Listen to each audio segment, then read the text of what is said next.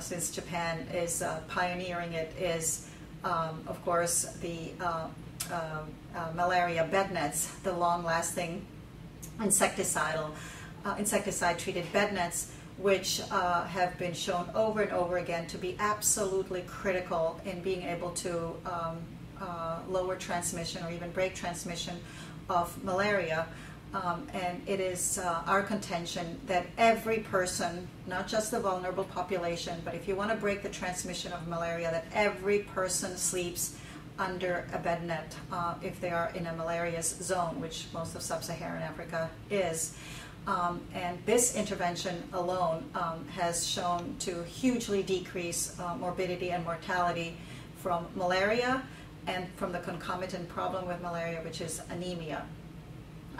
There are a couple sort of more non-traditional interventions that we're looking into, that we're working with our Millennium Villages on, which is other kind of supports for the community health workers, such as we work with a company named Ericsson, with, by the way, for the long-lasting long-lasting insecticidal nets, we work with Sumitomo Chemicals that has absolutely transformed the outcome of malaria in sub-Saharan Africa.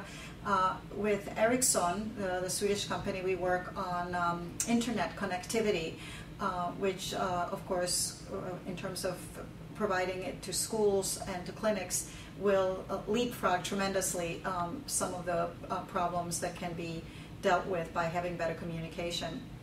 But with Ericsson, we are empowering the community health workers with a cell phone. So each community health worker will have a cell phone. They already do in a couple of the Millennium Villages. And the cell phone will serve multiple functions. One, of course, the classical being able to call or even just to push a button to alert for an emergency. So the the voice application of it, but also data gathering that community health workers will be able to will be trained to very simply enter death and birth data, which is critical to being able to think about what kind of interventions are needed in an area. Unless you know what people die of, when and where and why, you can't really do much epidemiologic planning. So the community health workers will be able to gather data. They will be also able to have some simple algorithms that will help support them making their decisions at the household level. They will have simple checklists and algorithms so that when they come to a household, let's say, that has a pregnant woman and a 1-year-old child, they'll be able to check their checklist that, you know, a pregnant woman, you should make sure that she's had antenatal visit, that she's had her tetanus, that she's had her deworming, that she's been given Fansidar for malaria prevention, iron, folate, and if there's a 1-year-old child, you know, again, check the algorithm. What should a 1-year-old child here? What's have already? What immunizations, etc. So the cell phone will be a very useful. It already is, and we're scaling it out to all the other Millennium Villages and hopefully beyond. A very helpful support for the community health worker. So in terms of results, of course it's a little bit early. We have gathered huge amounts of data from the Millennium Villages, both at baseline and midterm, and then of course at the end of the project. The baseline consists of a census of everybody living in the villages, demographic census, socioeconomic surveys, health surveys, nutrition surveys, energy surveys, water surveys, as well as blood tests for malaria, anemia, and micronutrients, stool tests, urine tests, and anthropometric measures, heights and weights. And of course, the data that we've already had chance to analyze, most of the villagers, most of the children in the villages that we work in have severe malnutrition. In a couple of the places, as much as 50% of the children are stunted, which means they're so profoundly malnourished that their height has been compromised. We have a couple of studies that have shown that the interventions that I've described have had a profound impact on malaria. So in Sauri, with the help of Sumitomo, And in Mali, also with their help, we've been able to do the baseline studies of malaria and anemia, and then we were able to return a little bit over a year later to these two communities. And after the communities have had already the improved food situation, water, malaria bed nets for every sleeping site, and the malaria and anemia tests were checked again, and there was a profound decrease in malaria. In Sauri, Kenya, Western Kenya, the malaria has dropped by 78%. Malaria as measured by the parasitemia in the red blood cells. So the parasitemia, I should say, falciparum parasitemia has decreased by 78%, and malaria has dropped by 71%. This is just within 18 months of interventions. And in Mali, we saw some similar results.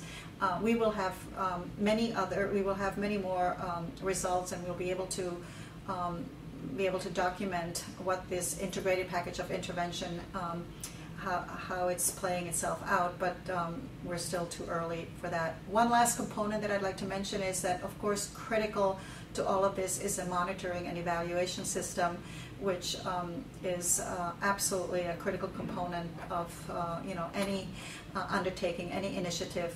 And so we're very heavily involved working with the communities on identifying indicators that we are following on a monthly basis or a quarterly basis, so that we can, along with the community, find out what the progress or lack thereof. One last item, something that we really have innovated in the Millennium Villages, is called a verbal autopsy, which is something that will actually, I think, help us also reduce child mortality and maternal mortality, which is that we have the community health workers investigate every single death in the community, especially the death of a child under 5 and a woman whose death revolved around pregnancy. And the point is that, of course, we can't do a regular autopsy, but a verbal autopsy means that the community health worker has a set of questions that they ask the next of kin to be able to piece together what the cause of death was. Was it malaria? Was it pneumonia? Was it obstructed labor and pregnancy? Last stage of pregnancy, and then that's to define the diagnosis. And then we've asked further questions. The community health worker delves further to find out what the circumstances of the death were. So, okay, so the patient died of malaria, but why?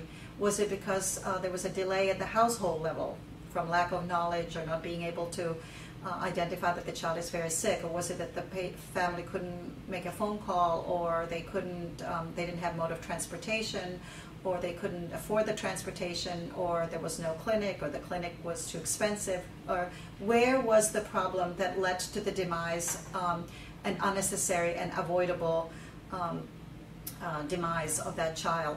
And unlike usual verbal autopsies, which are just used for epidemiologic studies, we're using them as a management tool, as a real-time management tool. The health coordinator, who's in charge of all the health intervention in the cluster, is every month sitting down with all of his health team, the clinicians, the community health workers, the nurses, the lab technicians, and they're looking at the verbal autopsies and looking at the circumstances of death and trying to figure out where there is a gap, where is the flaw, and what can they do differently the next month in order to close that gap and avoid that sort of a death.